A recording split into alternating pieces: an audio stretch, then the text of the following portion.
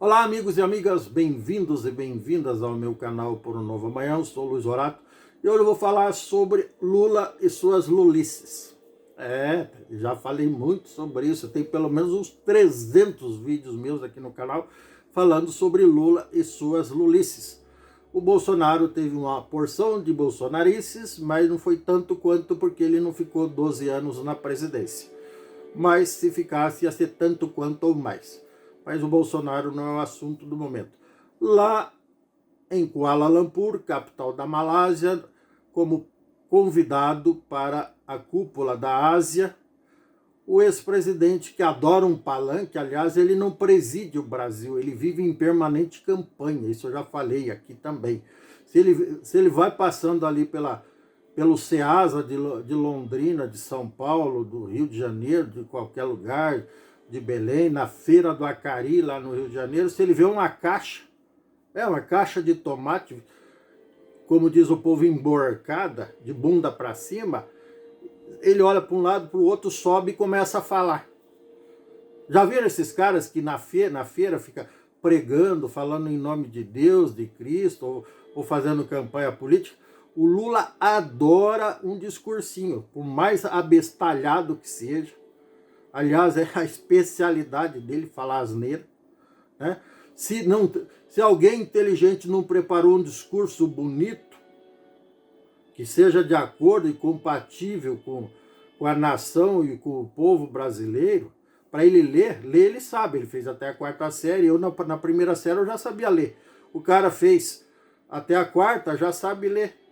Ele pode até não entender tudo que está lendo, mas ele sabe ler. Então, por isso que ele lê esses discursos bonitos e tem gente que é o que ele pensa, não é? Na verdade, o que ele pensa, ele diz quando ele não leu nada, não está lendo, ele faz discurso de improviso. O mesmo vale para o Bolsonaro, que é outro iletrado, outro analfabeto funcional e com ideias desvirtuadas, muitas perversas, inclusive. Mas o Bolsonaro também não é assunto, mas eu sempre tenho que fazer uma analogia, porque em vários vídeos aqui eu disse que os dois são farinha do mesmo saco, e são de verdade. Eles têm muita coisa em comum. Se fosse um casal, dava uma química completa. Se fosse um homem ou uma mulher, dava uma química completa de tanta coisa em comum que esses dois têm, né? Assim, e assim por diante. Mas não é a química dos dois que está em pauta agora, é as lulices do Lula. E em Kuala Lumpur, ele não deixou de falar a sua lulice, falar exatamente o que ele pensa e o que ele sente do assunto. E o assunto é, no mínimo, preocupante, para não dizer delicado. Ele falou sobre a relação entre o traficante e o usuário de drogas. Olha só o quão delicado esse assunto. Ele disse que, abre aspas, talvez eu erre uma palavra ou outra, mas foi exatamente isso que ele disse, abre aspas. O usuário de drogas é responsável pelo traficante, e o traficante é vítima do usuário, fecha aspas. É isso que o presidente brasileiro pensa sobre a relação entre o narcotraficante e o seu cliente, o comprador das drogas que o animal, quer dizer, que o indivíduo vende. Quase que eu invoquei uma aula de biologia. Não é aula de biologia, não podemos falar em animais agora. Então, depois ele teve que se retratar na rede social, no X, lá no antigo Twitter. Ele disse que não era aquilo que ele estava dizendo. Obviamente, algum assessor lá do, do pé grosso bateu na mesa o pé e disse: ô cara, você falou asneira lá, vai lá e conserta isso, vai pegar mal na hora de você pedir voto para os desinformados. Até os desinformados, até as tiazinhas de 80 anos vão ver que você falou besteira, então é melhor você consertar isso. Senão você vai ter voto só de traficante. Aí não vai conseguir se eleger. Não.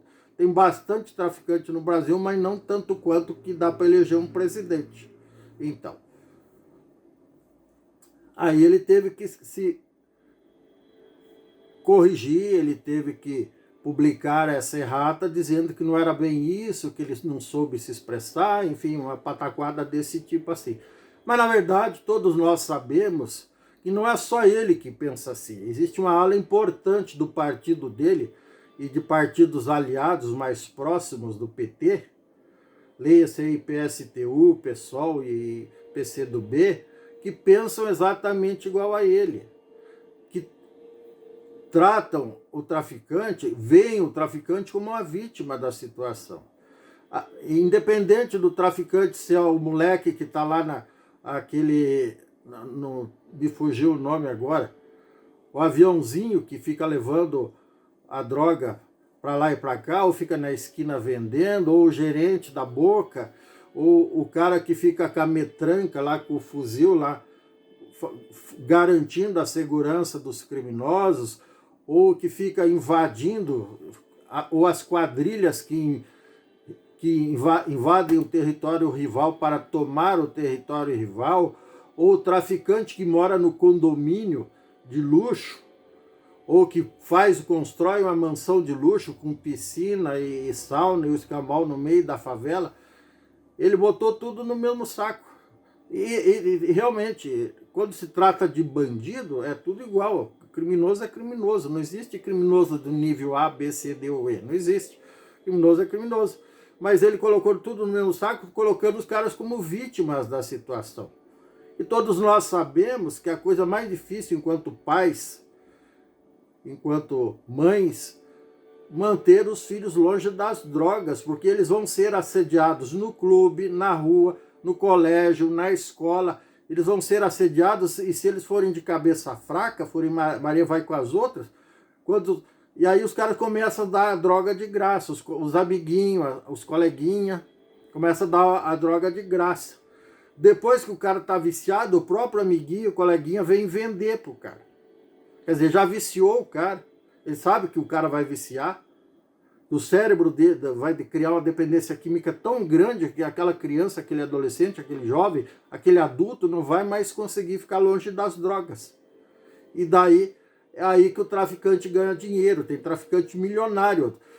Se vocês estão acompanhando as notícias aí, as organizações criminosas e os criminosos avulsos que não fazem parte de associações, eles têm patrimônios milionários, têm transações bilionárias até quando se trata de tráfico internacional de drogas. Vejam bem, eles têm tanto dinheiro que se eles perderem uma carga aí de 10, 20, 30 toneladas de cocaína, que é supostamente a droga mais cara que existe, não vai fazer falta nenhuma para eles.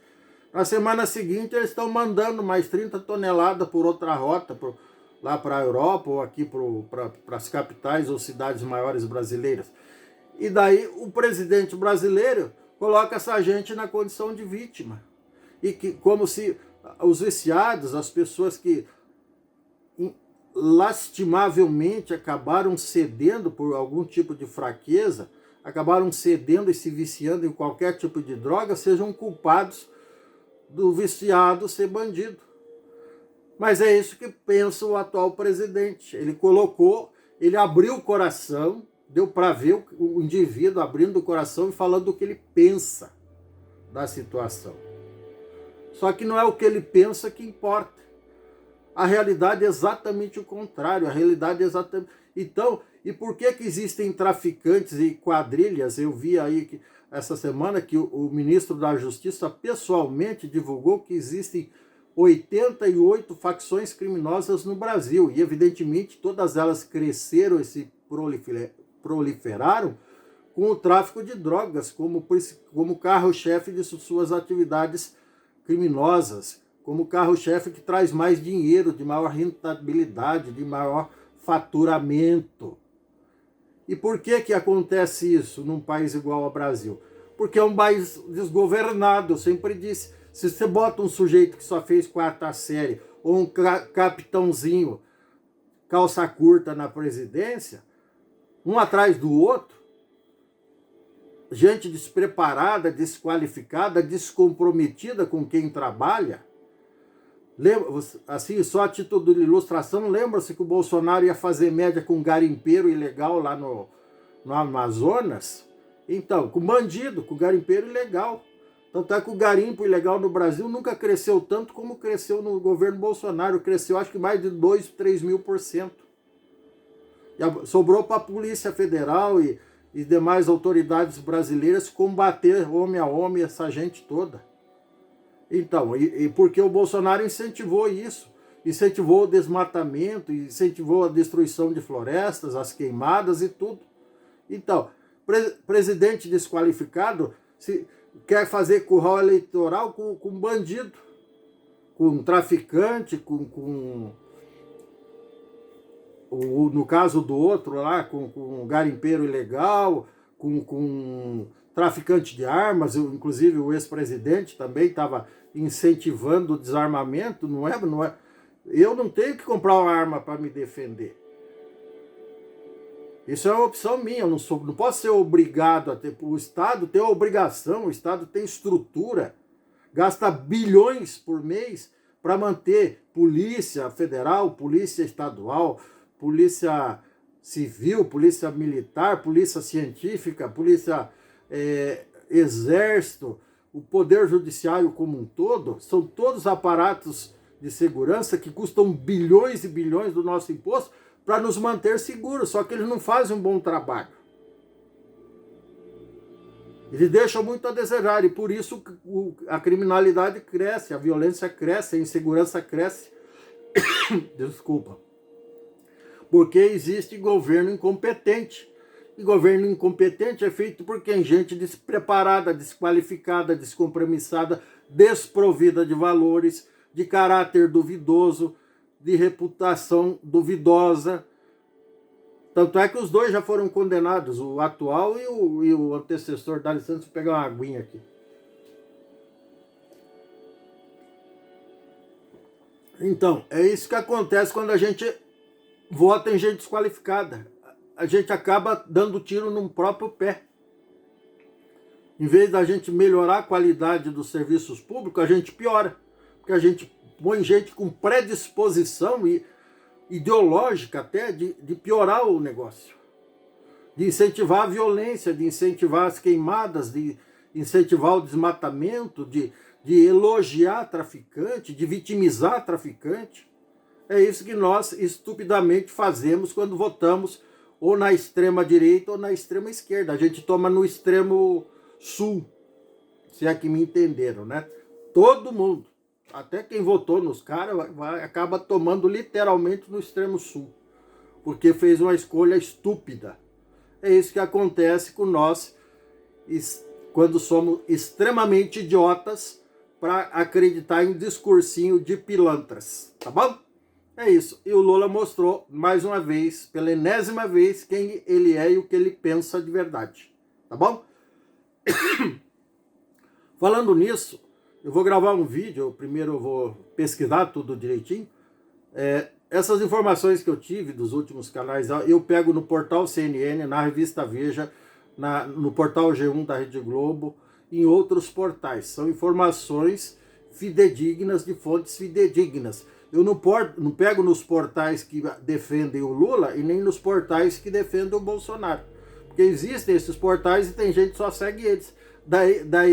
E quem só segue o Lula lá os portais dele é o gado dele. Tem o gado do Bolsonaro também, que é a massa de manobra dessa gente. Mas eu não faço parte disso. A minha posição foi sempre nem Lula nem Bolsonaro. Gente que presta no lugar é a melhor opção, tá bom? É isso, se você gostou, dê um like, dê um joinha, inscreva-se no meu canal, não custa nada. Ative o sininho para receber novos vídeos em tempo real. Gratidão, sorte e sucesso. Um grande abraço, um beijo, tchau, até mais.